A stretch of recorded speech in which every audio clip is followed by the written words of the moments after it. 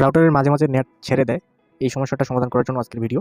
তো বন্ধুরা, আজকে আমি আপনাদেরকে দেখাবো যে আপনার রাউটার যদি ঘন, ঘন নেট ছেড়ে দেয়, ঠিক আছে? তাহলে আপনারা কিভাবে এটি সমাধান করবেন। তো বন্ধুরা, চলুন ভিডিওটা দেরি না করে চলুন ভিডিওটি শুরু করে যাক। তো বন্ধুরা, দেখতে পাচ্ছেন আমার এখানে একটা নিটিশ ব্র্যান্ডের একটি রাউটার রয়েছে। তো এই রাউটারের সমস্যা হচ্ছে যে মাঝে, মাঝে নেট ছেড়ে দিচ্ছে অটোমেটিকলি।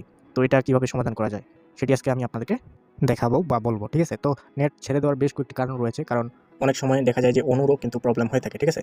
তো আপনার যদি অনু ঠিক থাকে এবং আপনার যদি রাউটারটি ঘন, ঘন নেট ছেড়ে দেয়, তো এটা প্রবলেম কীভাবে সলভ করবেন সেটি আজকে আমি আপনাদেরকে দেখাবো। তো বন্ধুরা, চলুন শুরু করি।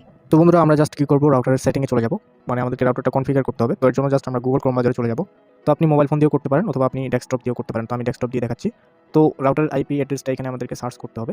তো নিটিশ রাউটারের আইপি অ্যাড্রেস হচ্ছে 192.168.11, ঠিক আছে? তারপর আমরা লোকাল পাসওয়ার্ডটা দিয়ে এখানে লগ ইন করে নেব, ঠিক আছে? লগ ইন করার পর দেখেন এখানে আপনি 3টা টান পাবেন নিটিশ রাউটারে, ঠিক আছে? তারপর আপনি এখানে টুলসে চলে যাবেন। তো টুলসে যাওয়ার পর এখানে